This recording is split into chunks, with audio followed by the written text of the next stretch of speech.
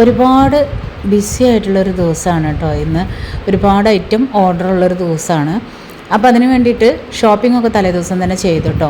പഫ്സിന് വേണ്ടിയിട്ടുള്ള മൈദ, എഗ്ഗ്, പിന്നെ സവാള, മല്ലിയില, ഈ കാര്യങ്ങളൊക്കെ ഞാൻ മുന്നേ കൂട്ടി വാങ്ങിച്ചു വെച്ചു. തലേദിവസം തന്നെ വാങ്ങിച്ചു വെച്ചു. ഇനി ചെയ്യേണ്ടുന്ന കാര്യങ്ങളൊന്നും എഴുതി വെക്കുന്നുണ്ട്. നമുക്ക് ഓർഡേഴ്സ് ഉള്ളത് കപ്പ് കേക്ക്, ദിൽപസന്ത്, പിന്നെ പഫ്സ്, പിന്നെ ഒരു 3 കേക്കും കൂടെ ചെയ്യാനുണ്ട് കേട്ടോ. അപ്പോൾ അതിൻ്റെ ഇടയിൽ നമുക്ക് വീട് ക്ലീനിങ്ങും കുക്കിങ്ങും എല്ലാം കഴിയണം. അപ്പോൾ ഞാൻ ബ്രേക്ക്ഫാസ്റ്റ് ആയിട്ട് ഉണ്ടാക്കിയിട്ടുണ്ടായിരുന്നത് നീർദോശയും ബീഫിൻ്റെ കറിയായിരുന്നേ. അപ്പോൾ അതിൽ ഉൾപ്പെടുത്തിയിട്ടില്ല കേട്ടോ. അപ്പോൾ അത് ഇതിൻ്റെ ഇടയിൽ കൂടെ ഞാൻ ചെയ്തിട്ടുണ്ടായിരുന്നു. അപ്പോൾ അത് ആദ്യം തന്നെ ഞാൻ കുറേ കാര്യങ്ങൾ ഒരു ദിവസം ചെയ്യാനുണ്ടെങ്കിൽ അതൊന്ന് നോട്ട് ചെയ്ത് വെക്കും കേട്ടോ. ചിലപ്പോൾ ഏതെങ്കിലുമൊക്കെ ഒരു കാര്യം വിട്ടുപോയാലോ, അപ്പോൾ ഒന്ന് ചെയ്ത് വെക്കും. അപ്പോൾ പഫ്സിന് വേണ്ടിയിട്ട് ആദ്യം തന്നെ എഗ്ഗ് ബോയിൽ ചെയ്യാനായിട്ട് വെച്ചിട്ടുണ്ടായിരുന്നു. ആ ഒരു സമയം കൊണ്ട് പഫ്സിനുള്ള മാവും കൂടെ കുഴച്ച് റെഡിയാക്കി എടുക്കുകയാണ് കേട്ടോ. അപ്പോൾ കുറേ പേര് ചോദിക്കാറുണ്ട് പഫ്സിൻ്റെ ഷീറ്റ് വാങ്ങിച്ചിട്ടാണോ പഫ്സ് ചെയ്യണേന്ന് കേട്ടോ. അപ്പോൾ വാങ്ങിച്ച പഫ്സിൻ്റെ പേസ്റ്റ് വെച്ചിട്ടല്ല കേട്ടോ നമ്മൾ പഫ്സ് ഉണ്ടാക്കുന്നത്. അപ്പോൾ ഞാൻ തന്നെ പഫ്സിനുള്ള ഷീറ്റ് തയ്യാറാക്കാണ് ചെയ്യുന്നത്. അപ്പോൾ അതിനുള്ള മാവ് ഒരു സെറ്റ് റെഡിയാക്കിയിട്ടുണ്ട്. അങ്ങനെ 2 സെറ്റ് മാവ് റെഡിയാക്കാണ്ട് കേട്ടോ. അപ്പോൾ അതിനുള്ള ഒരു സെറ്റിലേക്കുള്ള മസാലയാണ് ഇപ്പോൾ റെഡിയാക്കിക്കൊണ്ടിരിക്കുന്നത്.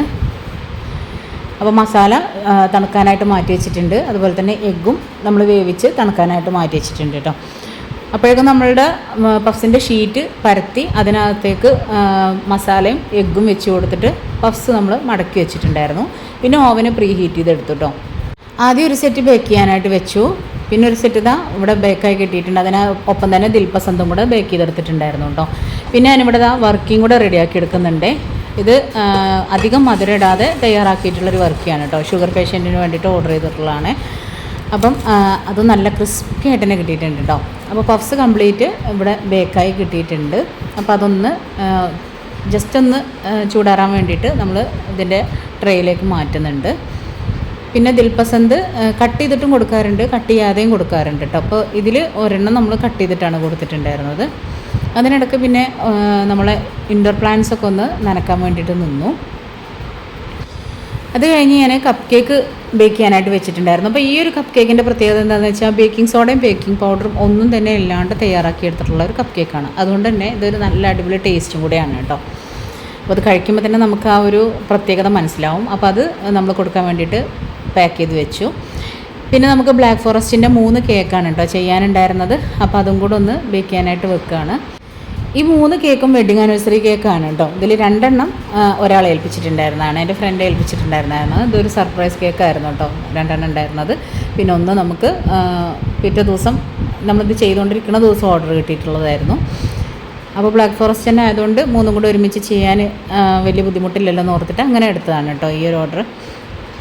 അപ്പോൾ അങ്ങനെ നമ്മൾ ഡെക്കറേഷനൊക്കെ ചെയ്തു. പിന്നെ ഇത് കസ്റ്റമേഴ്സിന് അങ്ങനെ ഒരുപാട് അഭിപ്രായങ്ങളൊന്നും ഉണ്ടായിരുന്നില്ല. എൻ്റെ ഇഷ്ടത്തിന് ചെയ്യാനാണ് കേട്ടോ പറഞ്ഞിട്ടുണ്ടായിരുന്നത്. അപ്പോൾ ഏകദേശം 3ഉം ഒരുപോലെയൊക്കെയുള്ളൊരു ഡിസൈനാണ് ഞാൻ കൊടുത്തിട്ടുണ്ടായിരുന്നത്. അപ്പോൾ അതിനകത്ത് നല്ല ചോക്ലേറ്റിൻ്റെയും ചെറിയുടെയൊക്കെ ഫില്ലിങ് വെച്ചിട്ട് കേക്ക് ഫ്രോസ്റ്റ് ചെയ്തെടുത്തു. ഇത് നമുക്ക് ഒരു 5 മണിക്ക് ഡെലിവറി ചെയ്യേണ്ട കേക്കായിരുന്നു കേട്ടോ. അതുകൊണ്ട് തന്നെ ഇത് ഒരുപാട് സമയം എനിക്ക് തണുപ്പിക്കാൻ വേണ്ടിയിട്ട് വെക്കാനുള്ളൊരു സമയം കിട്ടിയിട്ടുണ്ടായിരുന്നില്ല. പിന്നെ അങ്ങനെ ഇത് പെട്ടെന്ന് 3ഉം പാക്ക് ചെയ്ത് നമ്മൾ 5 മണിയാകുമ്പോഴത്തേന് തന്നെ എത്തിച്ചു കൊടുത്തിട്ടുണ്ടായിരുന്നു. പിന്നെ ഞാൻ പഫ്സും രാവിലെയാണ് കേട്ടോ ഡെലിവറി ചെയ്തിട്ടുണ്ടായിരുന്നത്. പിന്നെ പോയി വന്നതിന് ശേഷം ചായയൊക്കെ ഉണ്ടാക്കി പിന്നെ സ്നാക്ക് വാങ്ങിച്ചതാണ് കേട്ടോ.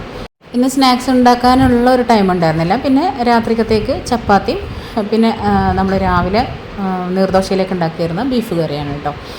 അപ്പോൾ അങ്ങനെയായിരുന്നു ഇന്നത്തെ ഒരു ദിവസം. അപ്പോൾ മുഴുവനായിട്ടുള്ള വീഡിയോ ഉൾപ്പെടുത്താൻ പറ്റിയിട്ടില്ല, എന്നാലും മാക്സിമം ഉൾപ്പെടുത്തിയിട്ടുണ്ട്. അപ്പോൾ വീഡിയോ ഇഷ്ടമായി ലൈക്ക് ചെയ്യാൻ മറക്കണ്ട. Thank you.